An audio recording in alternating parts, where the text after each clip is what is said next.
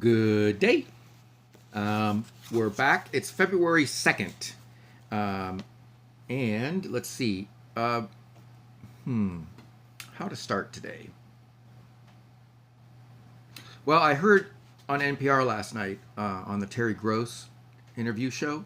She interviewed an author by the name of Siddharth Kara. His most recent book, Cobalt Red, talks about the search for cobalt in our world and how the Dominican Republic, the Congo, Dominican Republic of Congo, has been ravaged. And I'm just going to quote from the actual transcript. You have to imagine walking around some of these mining areas and dialing back our clock centuries, Kara says. People are working in subhuman, grinding, degrading conditions. They use pickaxes, shovels, stretches of rebar to hack and scrounge at the earth in trenches and pits and tunnels to gather cobalt and feed it up the formal supply chain. Kara says the mining industry has ravaged the landscape of the DRC. Millions of trees have been cut down. Millions. The air around mines is hazy with dust and grit, and the water has been contaminated with toxic effluents from the mining processing. What's more, he says, cobalt is toxic to touch and breathe. And there are hundreds of thousands of poor Congolese people touching and breathing it day in and day out. Young mothers with babies strapped to their backs, all breathing in this toxic cobalt dust. For what? To fight against global warming? So that we can have more electric vehicles, rechargeable batteries? So the reason I mention this is because while we're reading Tuesdays with Morrie, it's talking about, valuing life. And Cobalt Red is also exposing how life is not being respected in our modern day. And we're revolting back centuries, as he says. This is modern day slavery. It's worse than owning and caring for slaves because it's just different. So please pick it up, pick up the book, spread the word about what's going on in the Congo. And the other thing, I listened to the whole interview because I love Terry Gross. And she asks Kara, wait a minute, when you first got out of college, you were like working for Wall Street and you were making tons and tons of money. What happened? He said he started thinking about his real purpose in life. Was it to pad his bank account or was it to serve a different purpose? So that's also what I think Mitch is coming to realize by getting reconnected with Morrie after all these years, is that, you know what? Life does call us to a purpose. And sometimes it takes you a long time to figure out what that is. Heck, I'm still figuring it out every day. But being open to it and, taking the time, stopping, considering what's going on in the world. I read about the first couple paragraphs, and Mitch starts talking about his next visit to Morrie and how Boston is, all the students are coming back. It's in the fall, and it's true. Boston is a totally different town in the summertime. It's actually a joy to live in during the summertime because the traffic isn't that bad because all the students are gone. Anyhow, so I remember earlier on in the book, Morrie, when he first gets his diagnosis, says, geez, don't they realize, the rest of the world realize what's going on with me in my world? That's another reason why I mentioned the situation in the search for cobalt. And not to vilify China, but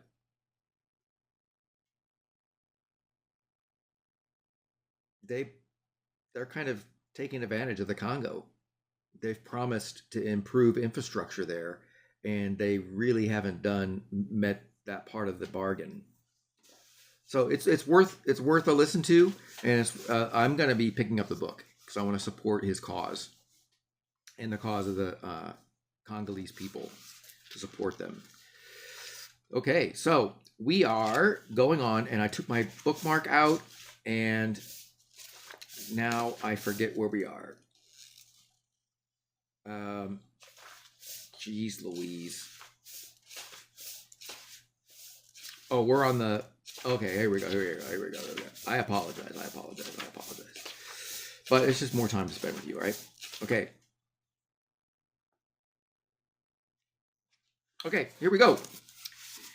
This is, if you numbered your chapters the way that I've numbered the chapters, is chapters 14 and 15. So we're going to be ending with the 6th Tuesday. We talk about emotions. But in chapter 14, the 5th Tuesday, we talk about family. Oh, and hopefully you have your beverage.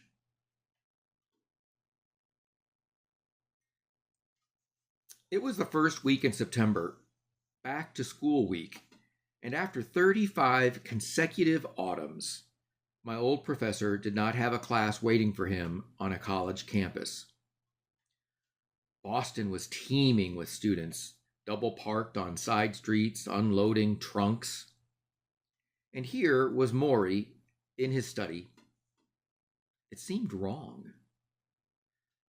Like those football players who finally retire and have to face that first Sunday at home, watching on TV, thinking, I could still do that.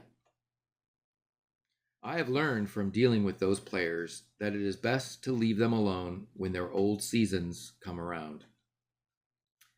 Don't say anything. But then, I didn't need to remind Morrie of his dwindling time. For our taped conversations, we had switched from handheld microphones because it was too difficult now for Morrie to hold anything for too long, to the lavalier kind popular with the TV news people. I think I pronounced that right. Lavalier? Must be French. Ooh la la. You can clip these onto a collar or lapel. Of course, since Morrie only wore soft cotton shirts that hung loosely on his ever-shrinking frame, the the microphone sagged and flopped, and I had to reach over and adjust it frequently. Morrie seemed to enjoy this because it brought me close to him, in hugging range, and his need for physical affection was stronger than ever. When I leaned in, I heard his wheezing breath and his weak coughing, and he smacked his lips softly before he swallowed. Well, my friend, he said, what are we talking about today? How about family? Family. He mulled it over for a moment. Well, you see mine all around me. He nodded to photos on his bookshelves of Morrie as a child with his grandmother, Morrie as a young man with his brother David, Morrie with his wife, Charlotte, Morrie with his two sons, Rob, a journalist in Tokyo, and John, a computer expert in Boston. I think, in light of what we've been talking about all these weeks, family becomes even more important, he said. The fact is, there is no foundation, no secure ground upon which people may stand today if it isn't the family. It's become quite clear to me as I've been sick. If you don't have the support and love and caring and concern that you get from a family, you don't have much at all. Love is so supremely important. As our great poet Auden said, love each other or perish. Love each other or perish. I wrote it down. Auden said that? Love each other or perish, Morrie said. It's good, no? And it's so true. Without love, we are birds with broken wings. Say I was divorced or living alone or had no children. This disease, what I'm going through, would be so much harder. I'm not sure I could do it. Sure, people would come visit friends, associates, but it's not the same as having someone who will not leave. It's not the same as having someone whom you know has an eye on you, is watching you the whole time. This is part of what a family is about. Not just love, but letting others know there's someone who is watching out for them. It's what I missed so much when my mother died. What I call your spiritual security. Knowing that your family will be there watching out for you. Nothing else will give you that. Not money, not fame. He shot me a look. Not work, he added. Raising a family was one of those issues on my little list. Things you want to get right before it's too late. I told Morrie about my generation's dilemma with having children, how we often saw them as tying us down, making us into these parent things that we did not want to be. I admitted to some of these emotions myself. Yet, when I looked at Morrie, I wondered if I were in his shoes, about to die, and had no family, no children, would the emptiness be unbearable? He had raised 2 sons to be loving and caring, and like Morrie, they were not shy with their affection. Had he so desired, they would have stopped what they were doing to be with her father every minute of his final months. But that was not what he wanted. Do not stop your lives, he told them. Otherwise, this disease will have ruined 3 of us instead of 1. In this way, even as he was dying, he showed respect for his children's worlds. Little wonder that when they sat with him, there was a waterfall of affection, lots of kisses and jokes and crouching by the side of the bed, holding hands. Whenever people ask me about having children or not having children, I never tell them what to do, Morrie said now, looking at a photo of his oldest son. I simply say, there is no experience like having children. That's all. There is no substitute for it.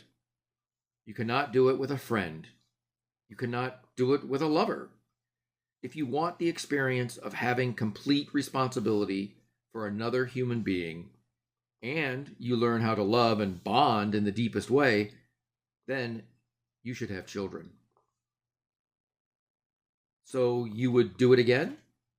I asked. I glanced at the photo. Rob was kissing Morrie on the forehead, and Morrie was laughing with his eyes closed. Would I do it again? He said to me, looking surprised. Mitch, I would not have missed that experience for anything. Even though he swallowed and put the picture in his lap. Even though there is a painful price to pay, he said, because you'll be leaving them. Because I'll be leaving them soon. He pulled his lips together, closed his eyes, and I watched the first teardrop fall down the side of his cheek.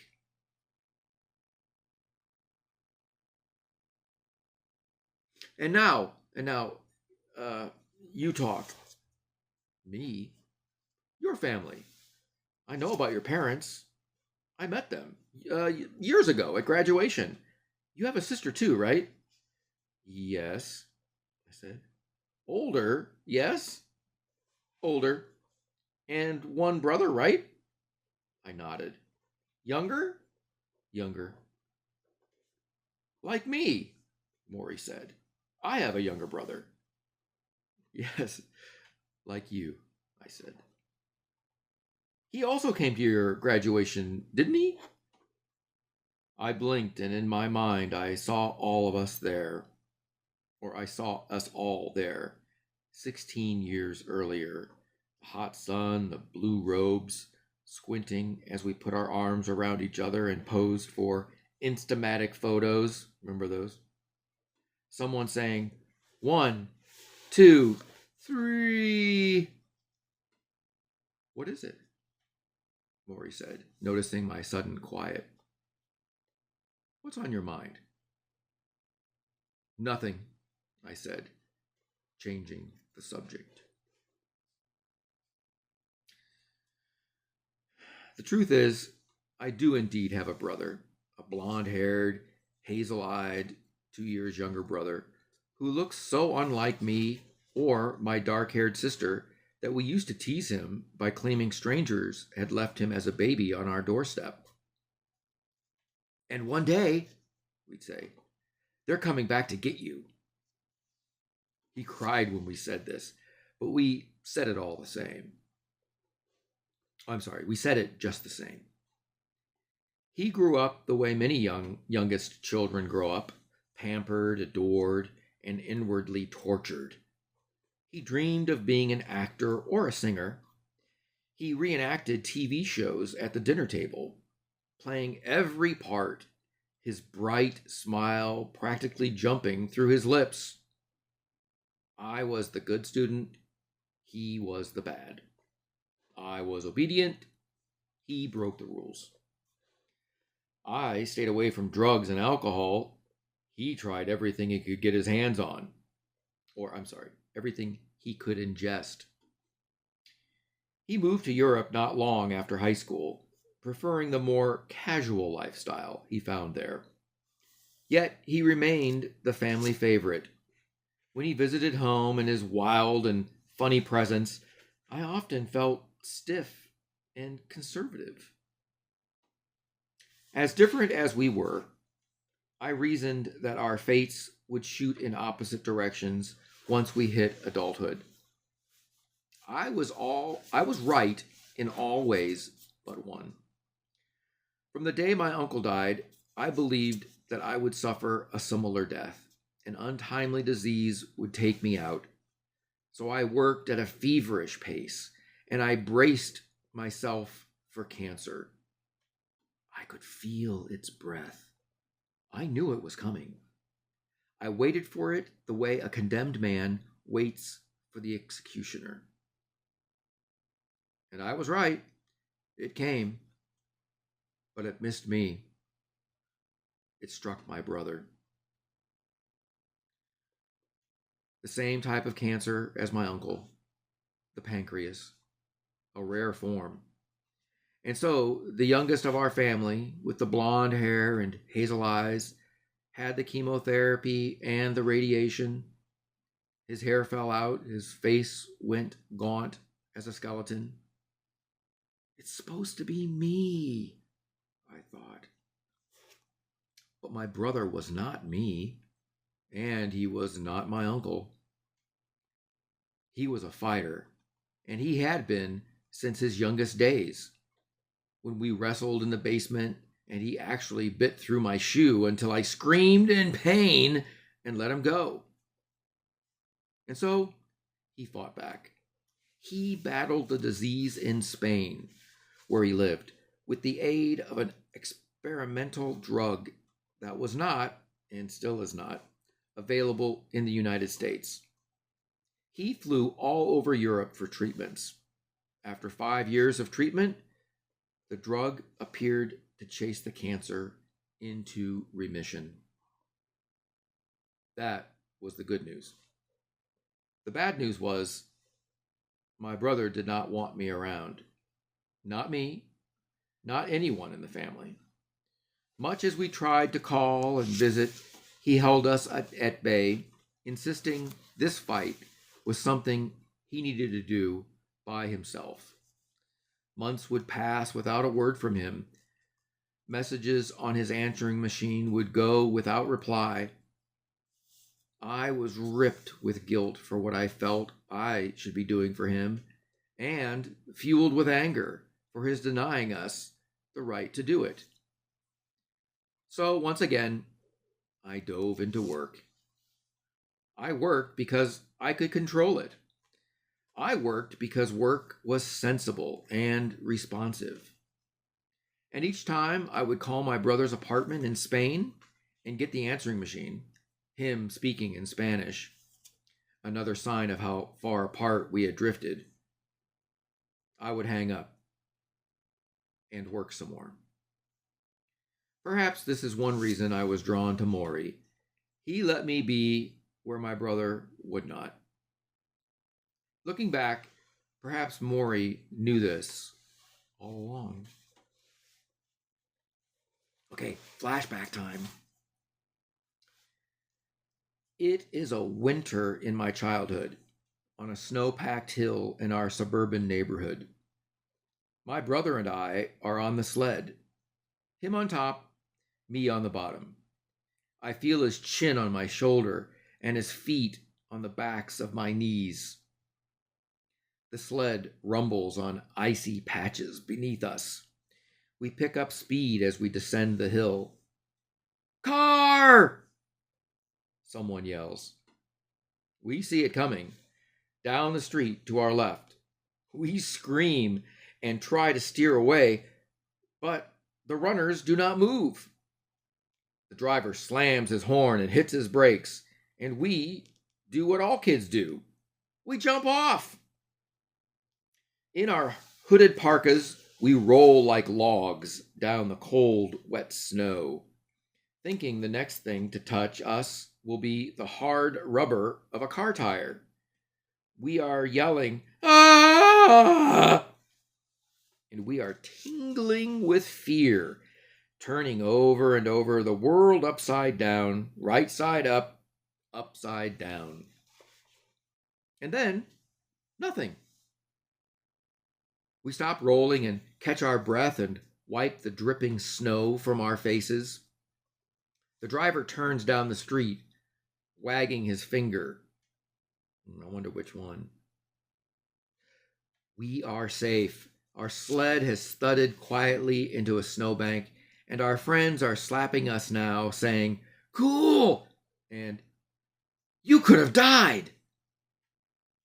I grin at my brother, and we are united by childish pride.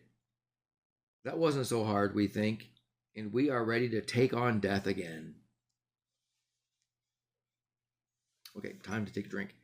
Before we read The Sixth Tuesday, we talk about emotions.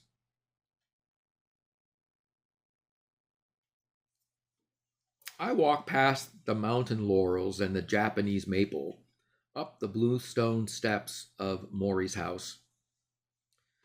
The white rain gutter hung like a lid over the doorway. I rang the bell and was greeted not by Connie, but by Morrie's wife, Charlotte, a beautiful gray-haired woman who spoke in a lilting voice. She was not often at home when I came by. She continued working at MIT, as Morrie wished, and I was surprised this morning to see her. "Morrie's having a bit of a hard day today," she said. She stared over my shoulder for a moment, then moved toward the kitchen. "I'm sorry," I said.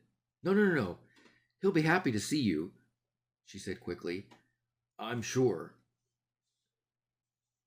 She stopped in the middle of that sentence, turning her head slightly, listening for something. Then she continued, "I'm sure he'll feel better when he knows you're here." I lifted up the bags from the market, my normal food supply, I said jokingly, and seemed to smile and fret at the same time. And she seemed to smile and fret at the same time. "There's already so much food. He hasn't eaten any from last time. This took me by surprise. He hasn't eaten any? I asked. She opened the refrigerator, and I saw familiar containers of chicken salad, vermicelli, vegetables, stuffed squash, all things I had brought for Morrie. She opened the freezer, and there was even more. Morrie can't eat most of this food. It's too hard for him to swallow. He has to eat soft things and liquid drinks now. But he never said anything, I said. Charlotte smiled. He doesn't want to hurt your feelings. I wouldn't have hurt my feelings. It wouldn't have hurt my feelings. I just wanted to help in some way. I just wanted to bring him something. You are bringing him something. He looks forward to your visits. He talks about having to do this project with you, how he has to concentrate and put the time aside. I think it's giving him a good sense of purpose. Again, she gave me that faraway look. The tuning in something from somewhere else. I knew Morrie's nights were becoming difficult. They didn't sleep through them, and that meant Charlotte often didn't sleep through them either. Sometimes Morrie would lie awake coughing for hours. It would take that long to get the phlegm from his throat. There were healthcare workers now staying through the night, and all those visitors during the day, former students, former professors, meditation teachers, tramping in and out of the house. On some days, Morrie had a half a dozen visitors, and they were often there when Charlotte returned from work. She handled it with patience, even though all these outsiders were soaking up her precious minutes with Morrie. A sense of purpose, she continued. Yes, that's good, you know. I hope so, I said. I helped put the new food, inside the refrigerator. The kitchen counter had all kinds of notes, messages, information, medical instructions. The table held more pill bottles than ever. Celestone for his asthma, Ativan to help him sleep, naproxen for infections, along with a powdered milk mix and laxatives. From down the hall, we heard the sound of a door open. Maybe he's available now. Let me go look. Charlotte glanced again at my food, and I felt suddenly ashamed. All these reminders of things Morrie would never enjoy. The small horrors of his illness were growing, and when I finally sat down with Morrie, he was coughing more than usual. A dry, dusty cough that shook his chest and made his head jerk forward. After one violent surge, he stopped, closed his eyes, and took a breath. I sat quietly because I thought he was recovering from his exertion. Is the tape on? He said suddenly, his eyes still closed. Yes, I said quickly, pressing down the play and record buttons. What am I doing now? He continued, his eyes still closed. Is detaching myself from the experience. Detaching yourself? Yes, detaching myself. And this is important, not just for someone like me who is dying, but for someone like you who is perfectly healthy. Learn to detach. He opened his eyes. He exhaled. You know what the Buddhists say? Don't cling to things, because everything is impermanent. But wait, I said. Aren't you always talking about experiencing life? All the good emotions, all the bad ones? Yes. Well, how can you do that if you're detached? Ah, you're thinking, Mitch. But detachment doesn't mean you don't let the experience penetrate you. On the contrary, you let it penetrate you fully. That's how you are able to leave it. I'm lost. Okay, take emotion.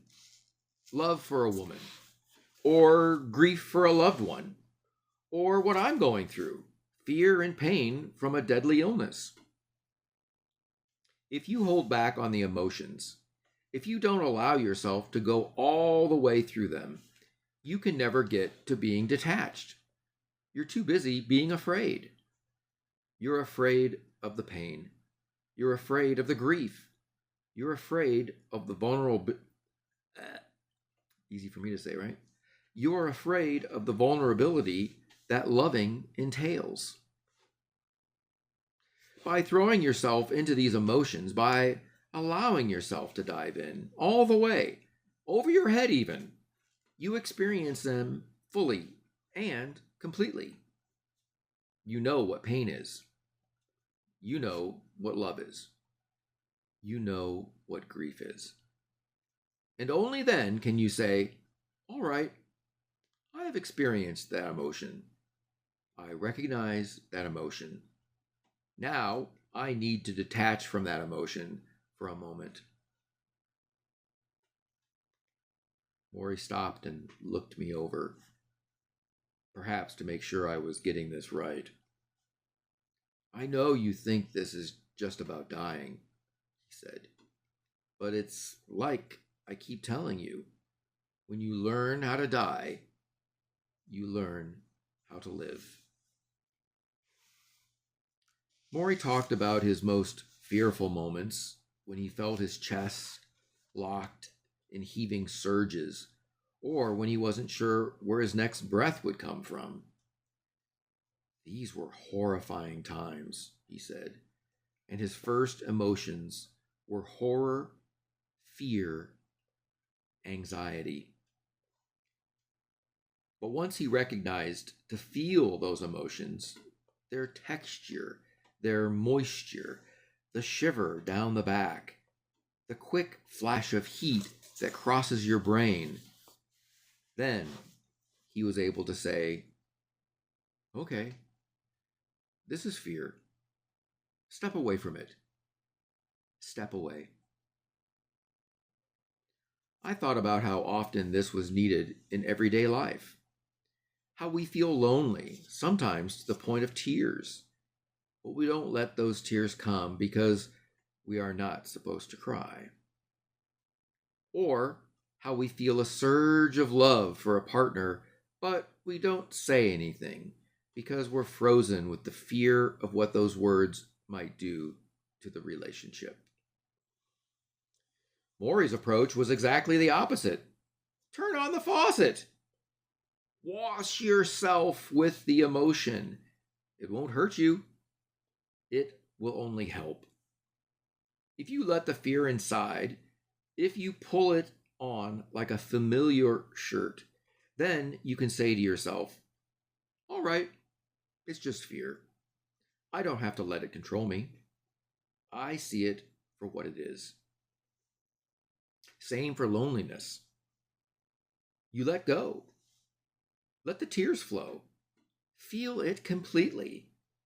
But eventually be able to say, all right, that was my moment with loneliness. I'm not afraid of feeling lonely. But now I'm going to put that loneliness aside and know there are other emotions in the world, and I'm going to experience them as well. Detach, Morrie said again. He closed his eyes, then coughed. Then coughed again. Then coughed again, more loudly.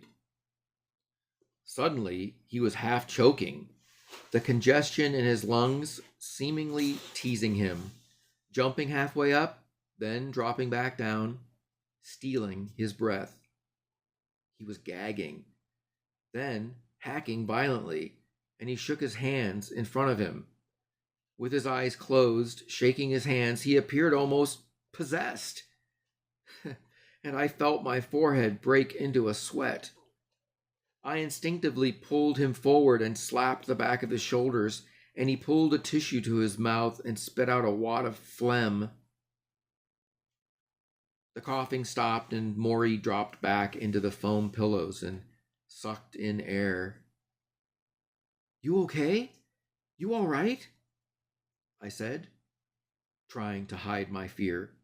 I'm okay, Morrie whispered, raising a shaky finger. Just wait a minute. We sat there quietly until his breathing returned to normal. I felt the perspiration on my scalp. He asked me to close the window. The breeze was making him cold. I didn't mention that it was 80 degrees outside. Finally, in a whisper, he said, I know how I want to die. I waited in silence. I want to die serenely, peacefully, not like just what happened. And this is where detachment comes in. If I die in the middle of a coughing spell like I just had, I need to be able to detach from the horror. I need to say, this is my moment. I don't want to leave the world in a stage of fright. I want to know what's happening, accept it, get to a peaceful place, and let go. Do you understand?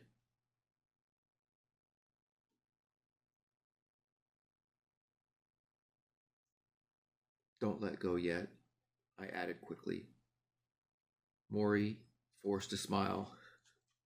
No, not yet. We still have work to do. Okay, a short flashback. Do you believe in incarnation? I ask. Perhaps. What would you want to come back as? If I had a choice, a gazelle. A gazelle?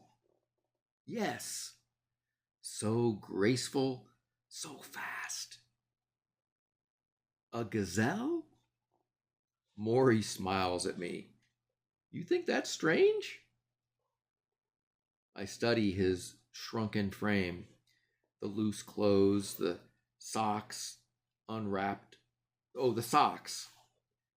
The socks wrapped feet that rest stiffly on foam rubber cushions, unable to move, like a prisoner in leg irons.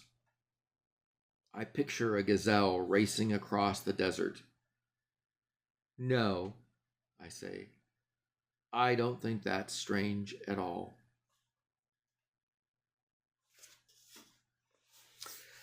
Wow, heavy couple chapters, huh? I was thinking back to that Cobalt reading I did earlier, the Cobalt Red, and how he mentioned that millions of trees were just decimated in order for more life to be taken, the life of those workers, slowly but surely, and then relating it back to Morrie's gradual decline. It also made me think about J.R.R. Tolkien, his writing, and how when Mordor is being restructured. I think I got that right. Mordor was being restructured, and the goblins and such, and the orcs are tearing apart the forests and mining underneath, destroying all roots and all life, and how it brings about darkness, and how with Morrie we all have a choice to give up or to give in, to stand up and fight, like he was talking about his brother earlier on, fighting cancer and venturing out on our own. I know for me, I was mentioning this to a friend of mine yesterday that one of my biggest challenges is asking for help. Um, and I guess as I get older, it becomes more and more apparent that that's a life lesson we need to learn. That asking for help is just part of the deal. Schlemiel, I had to throw that in. And just the other day, I think her name is Cindy Williams, the one that played Shirley, had passed away at 75. That's so young. Okay, enough of blabbing for today. I wish you a good day. Be good, do good. No, I did it again. Okay, be better, do better, and we'll continue on. Remember, today's challenge is to think about how different events go on in the world, and we think our problems are big, but what are some other big problems in the world? So write about those today. And how can you catch yourself? How can you detach, as Morrie says? And I'll put this challenge in the description down below, as well as the reference material for Cobalt Red and Siddharth Kara. Okay, enjoy your day.